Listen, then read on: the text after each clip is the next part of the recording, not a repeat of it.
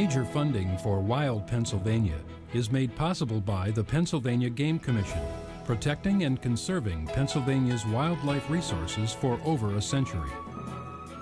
Additional funding is provided by the Western Pennsylvania Conservancy, saving the places we care about, and through the financial support of members of this Pennsylvania public television station.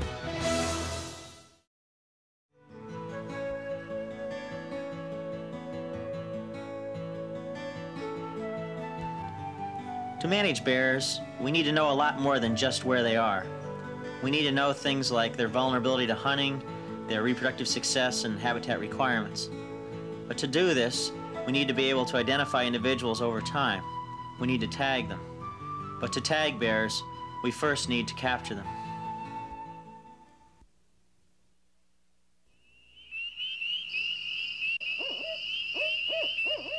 We use two types of traps to capture bears: culvert traps and foot snares. This large bear is examining a culvert trap. We lay down a trail of suet and pastries to entice the bear inside the culvert, but to become captured, the bear has to go all the way in and pull on a sack of bait, which we call the trigger bait, that causes the door to fall. He makes the fateful mistake of pulling on the trigger bait and gets caught. But in this case, we had to run over and pin the door shut before he actually opened the door and escaped. Because bears learn so fast and their memory is so good, it's necessary for us to use several different types of traps to be able to recapture them. Another device we use for capturing bears is a foot snare, which is what I have here in my hand. And bear foot snares have several advantages over culvert traps. First of all, as you can see, they're far more portable, but they can also be concealed. And typically we attach these snares to a tree like this along a bear trail, such as you see right here. When the bear comes walking down the trail, it actually steps over the log and steps into the snare, at which point the snare lassos the bear's paw, and his movements are confined to an area of about 6 feet around the tree. Once the bear is captured, we need to anesthetize it so we can tag it and collect biological information.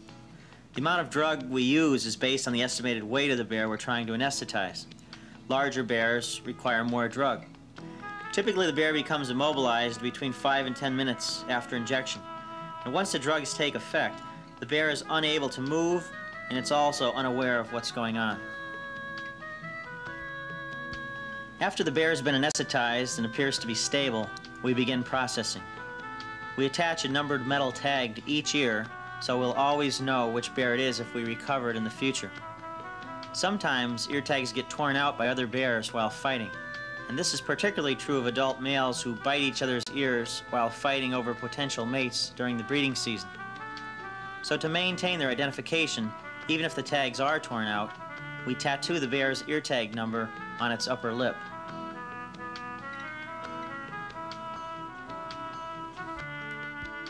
We weigh the bears using block and tackle and scales.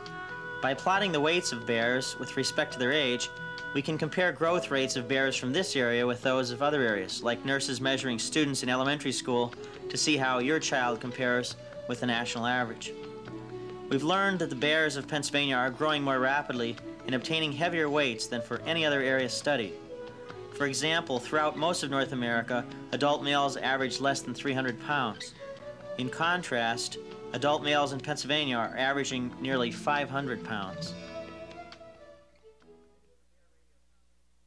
This is a bear radio collar, and embedded in this lower section is a transmitter and battery pack that powers it. Each of these collars transmits a signal of a specific frequency that we can tune into so we can actually determine which bear we're following. By using a receiver like this, we can actually hear that signal. That beeping sound you hear is the signal that's being transmitted out of this collar right here. Now the strength of that signal, and also the direction that we receive it on using an antenna like this, tells us approximately how far and what direction that bear is from where we are. And by using this kind of equipment, we can get into the forest like this and actually observe the behavior of bears. We can go out and find them in their dens.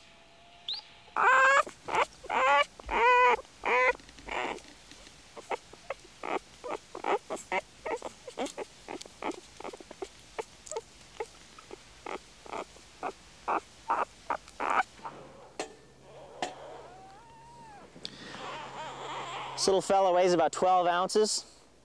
We've measured 36 of them in the last few years that were less than 3 days of age. And so a legitimate question that a lot of people ask is, why are cubs so small at birth? Most of these larger animals have gestation periods of 7 to 9 months. Black bears have a 7-month gestation from the time they breed until the cubs are born, but they're delayed implanters. What that means is, though the eggs are fertilized last summer, this little cub did not implant on its mother's uterus until about 6 weeks ago. So it's only developed for 6 weeks. That's why these are so tiny at birth.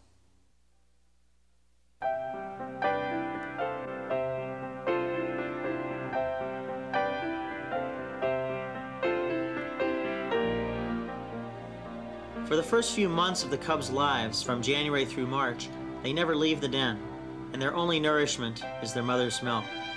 They're kept warm by cuddling with her, and most of their time is spent nursing and sleeping.